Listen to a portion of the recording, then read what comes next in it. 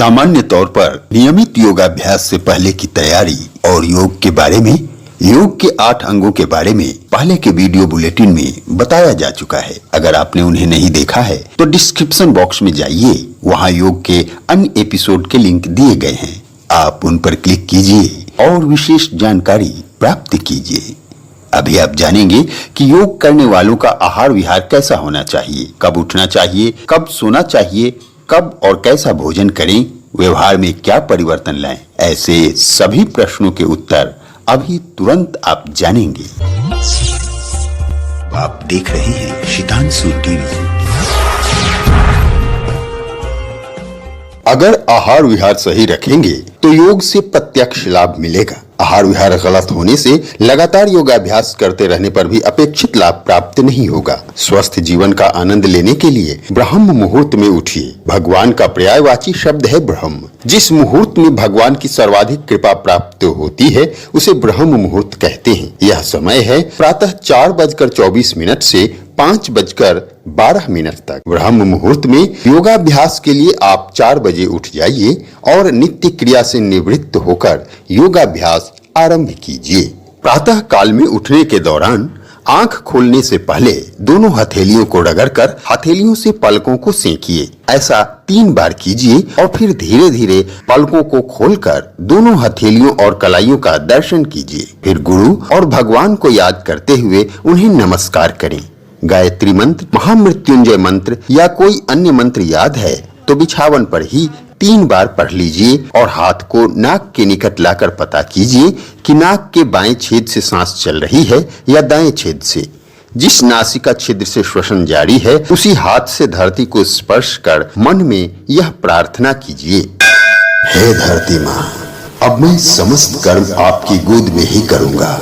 मैं कोई गलत कार्य नहीं करूँगा। भूलवश अगर मुझसे गलती हो जाए तो उसे क्षमा कीजिएगा। इस प्रार्थना के बाद पहले वही पैर धरती पर रखें जिस छिद्र से सांस चल रही थी। मतलब यह कि यदि दाईं नासिका छिद्र से श्वसन जारी है तो दाएं हाथ से धरती स्पर्श कर प्रार्थना करेंगे और दायां पैर ही पहले धरती पर रखेंगे। अब आप पूरी तरह जाग चुके हैं। कम से कम 2 गिलास और अधिकतम 4 गिलास मतलब आधा से 1 लीटर तक जल पिए।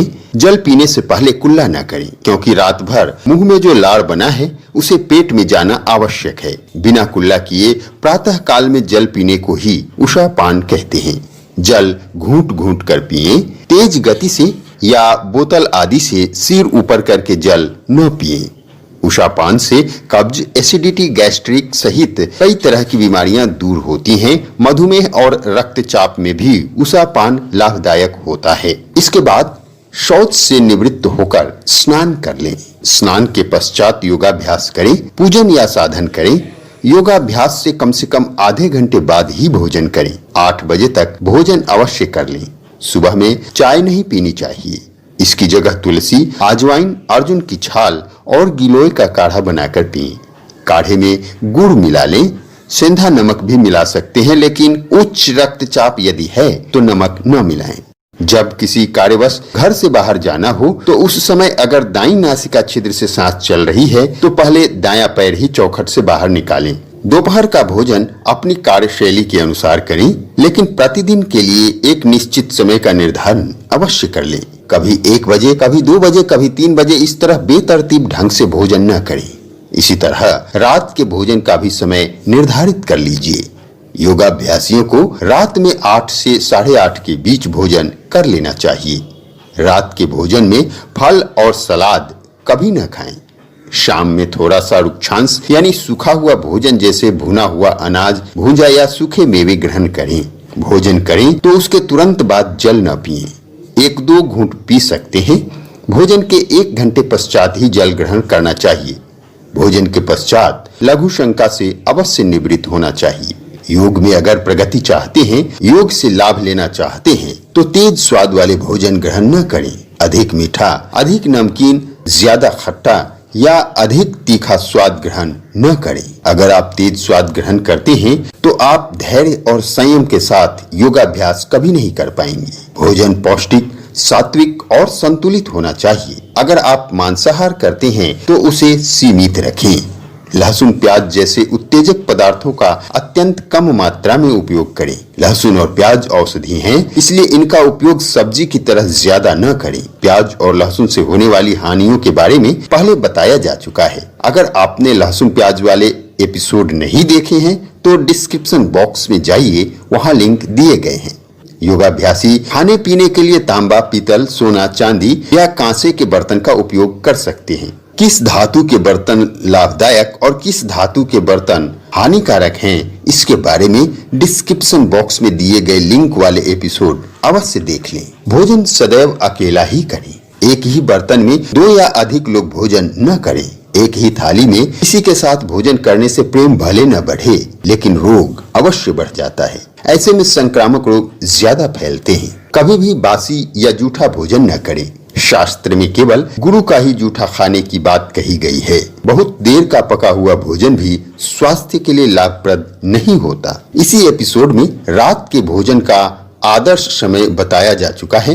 रात में भोजन और शयन के बीच कम से कम 1.5 घंटे का अंतर होना चाहिए। रात में भोजन के 1 घंटे बाद इच्छानुसार गुनगुना जल पिएं और उसके बाद लघुशंका से निवृत्त होकर थोड़ी देर बाद सो जाएं। सोने का आदर्श समय रात 9 से 10 बजे के बीच है। कम से कम 6 घंटे और अधिक से अधिक 8 घंटे की नींद पूरी करें।